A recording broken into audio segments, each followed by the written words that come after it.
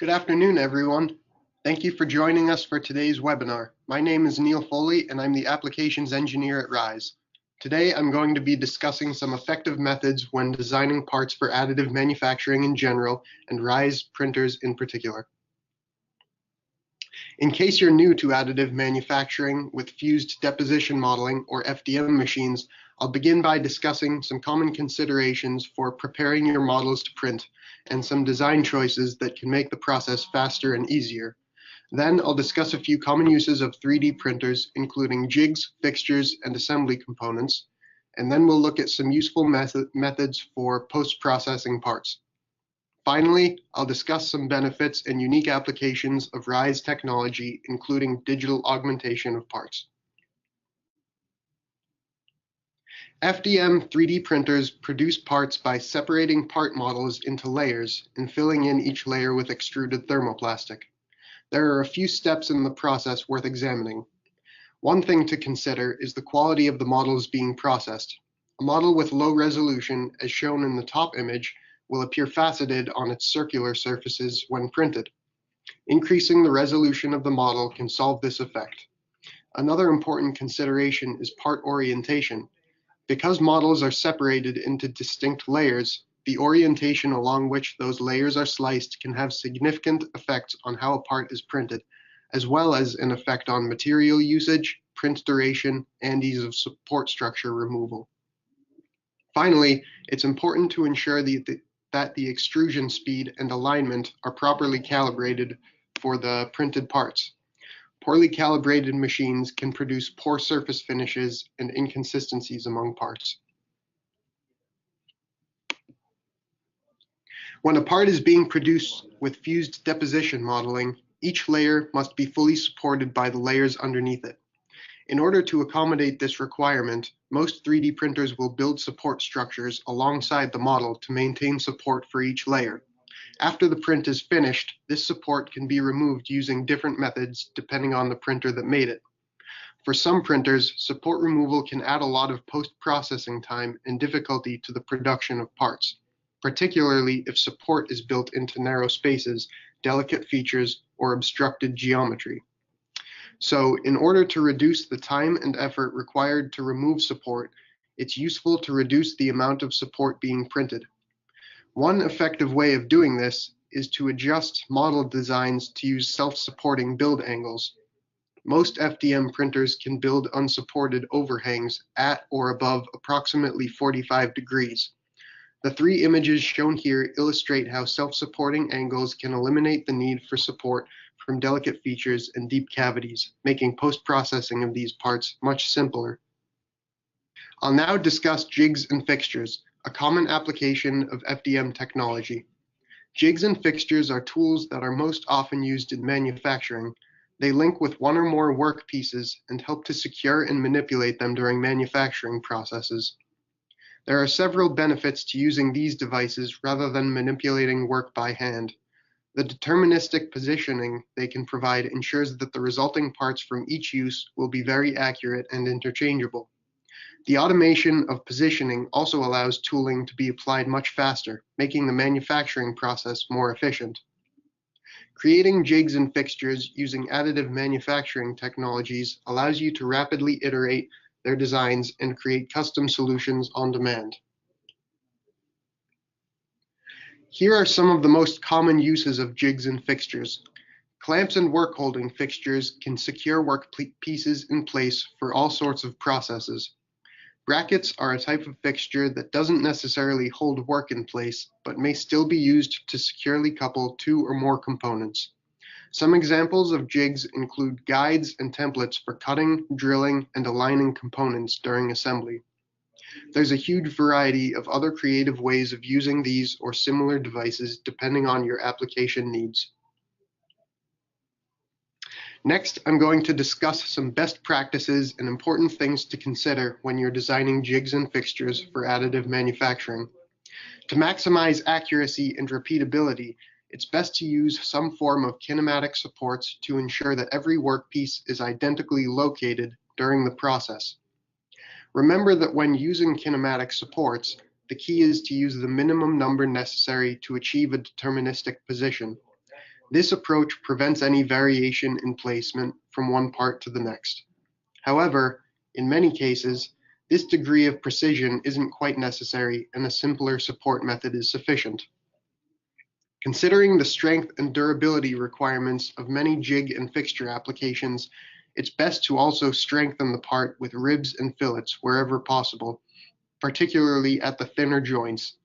Designing a jig usually involves specializing the design for a specific part and a specific process. This can offer a major boost in precision and efficiency for many processes.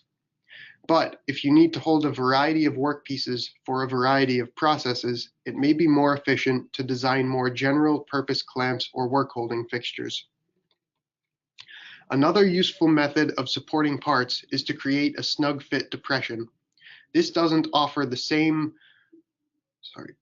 deterministic precision as kinematic supports, but it provides a sufficiently secure hold while allowing for very rapid assembly and removal to speed up and simplify processes even more. A snug fit depression is made by modeling your jig around an offset surface in your CAD program, allowing it to fit perfectly onto the surface of the part.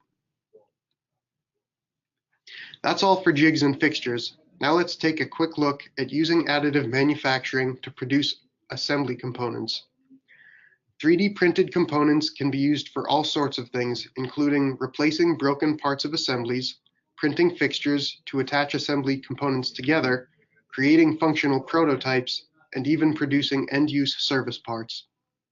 Some common hardware components that are used with such parts include threaded inserts, drill bushings, and various fasteners.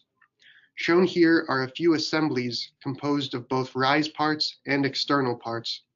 The first is a functional prototype for a fan assembly. It was used to test the design for the Rise 1 printer's extruder assembly before being manufactured at scale. The second part shown is a simple handle assembly for a sheet of sandpaper, and the last part is a drill guide jig assembly with both drill bushing inserts and levers attached. Next, I'm going to discuss some of the post-processing involved in producing parts with additive manufacturing. First, I'll talk about producing large parts that exceed the size of the build envelope. So for example, the Rise 1 build area is 300 by 200 by 150 millimeters. If you want to print a part that exceeds the build envelope, it is possible to print it as 2 or more separate pieces and glue them together afterwards, as I'll discuss. The most basic technique for creating extra large parts is to split the model into 2 builds along a flat surface. This is the simplest approach and the easiest to glue, but provides minimal surface area for gluing, which may make the bond less secure. This type of joint tends to be vulnerable to shearing, so it's best not to use it for structural joints. For joints that require greater strength, the recommended technique is to separate your part using a custom surface. Depending on your particular application, considering the strength of bond and likely stresses from use, you may decide that a curved, interlocking, or other type of joining surface would be best. Some CAD programs have this as a feature. Just be sure to consider tolerances and leave about 0.5 millimeter between any teeth or jigsaws.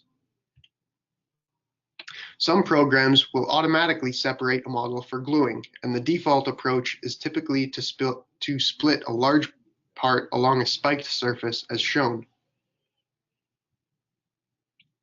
Rhizome 1, the material used on Rise 1 3D printers, is chemically resistant to a large variety of chemicals.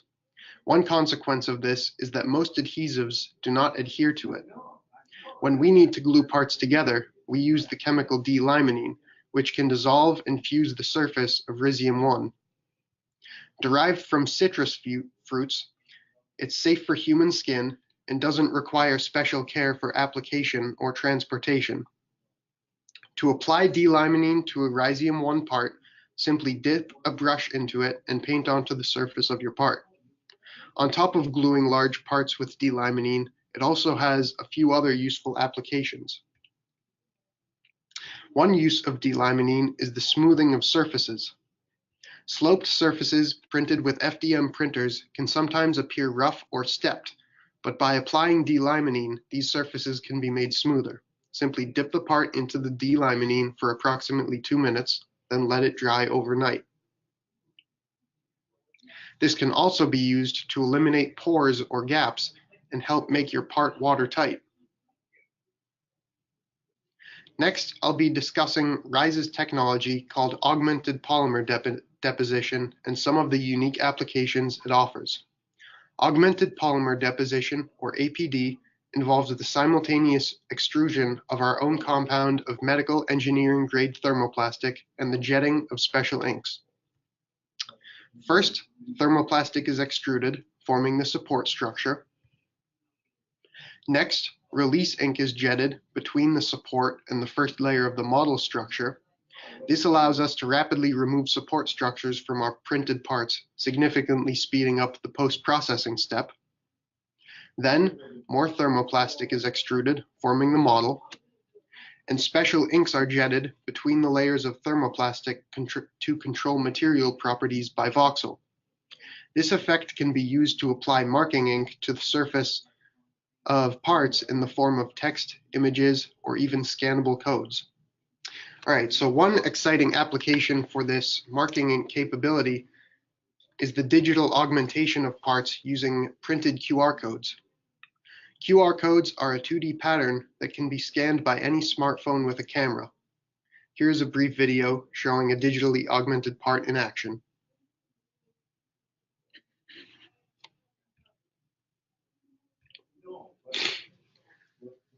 The marking ink capability can be used to print logos, annotations, or digital documentation in the form of barcodes or QR codes, as we've just seen.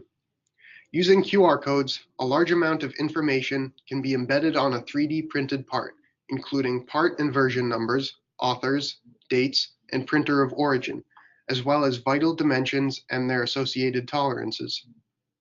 By linking a QR code to a secured database on a web address with a gated login, any data stored on the part can only be accessed by those with access to the database. This allows parts to be annotated with classified or confidential information without giving access to anyone who sees the part.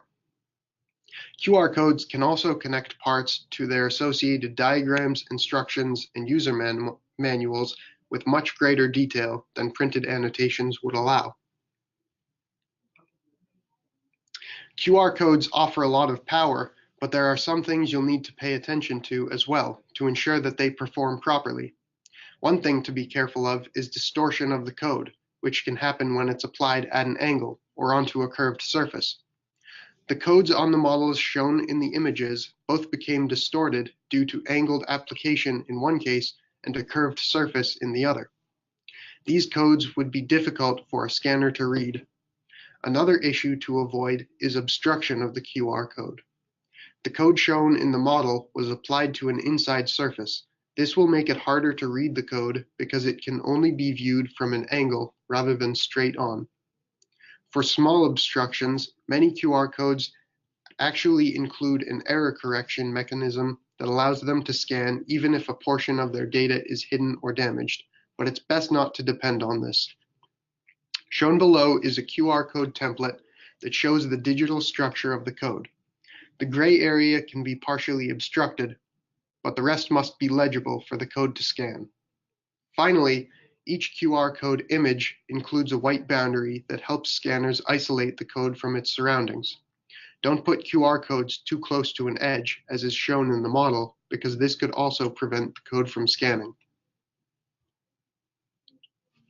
That's all for QR codes. Now I'm going to finish up by discussing some of the benefits of RISE technology that make it especially useful for many of the applications we've covered today. Producing jigs or fixtures with RISE has a few major benefits. When compared to many other 3D printing methods, RISE parts have a high material strength, and strength is quite important for holding workpieces steady during tooling and enduring repetitive stresses.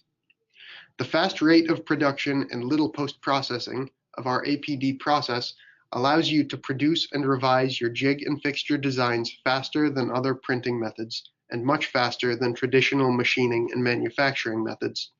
A third benefit specific to RISE is that our marking ink capability can be quite useful for annotating important information on the surface of the jig or fixture as it's built. This could include instructions or a datum marking for alignment. It could also include dimension information, such as the insert diameters shown in the image. If a jig is complex to use, marking could also be used to attach instructions for its use directly to the device. Here is a use case from New Hudson Facades, a customer of Rise. They have been using Rise to produce parts for a variety of applications, including work holding and clamping fixtures. The clamps shown here are used to hold custom aluminum extrusions manufactured for their glazing systems. Many of their projects require 100 or 200 unique fixtures, making this process very costly. Before printing them with Rise, they had produced the fixtures using traditional machining, which had a high material cost, and plastic milling, which had a high labor cost. By switching to Rise, New Hudson Facades has been able to save 75% of the cost for each part. Because of the safe and particulate-free process of Rise, they were also able to keep the printer right by their desks in the office, rather than off in the machine shop, which helped further speed up production of their many custom designs. Now, there are a few features of Rise parts that make them useful as assembly components. The high strength of our material, Risium-1, means that the parts will be functional and durable. The precision of our printing process ensures that corresponding components will be replaceable and interchangeable. The marking capability of our APD process also offers a few useful functions for assemblies, including annotating surfaces with assembly instructions or markings for guidance. Our recently announced full-color printer, X-Rise, also enables color coding of assembly components. Shown here are a few assemblies produced entirely from components printed with Rise. First is a gear assembly driven by a winch handle. Second is a hinge joint assembly with components that have been color-coded. And here is a final use case for 3D printed QR code technology.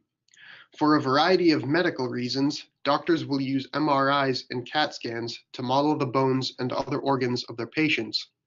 Printing these models in 3D is useful for visualizing the problem during pre-surgery planning and can also enhance doctor-patient communication. QR codes can be a very useful tool in this case.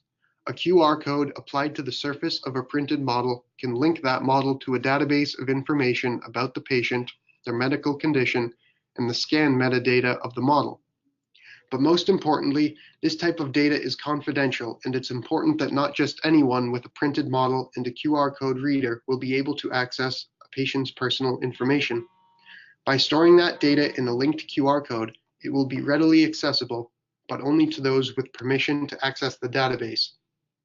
This application gives doctors a simple way to connect physical models to the associated digital information without risking confidentiality by putting open information access on their models. So that's everything I have for today. Thank you for joining us for this webinar. I'd be happy to take any questions you may have at this time. You can just add them to the chat box at the bottom, and I'll stick around for a few minutes to answer anything you might like to ask. Other than that, thank you all for attending our webinar, and if you have any general questions or concerns, you can always reach us at applications@rise3d.com.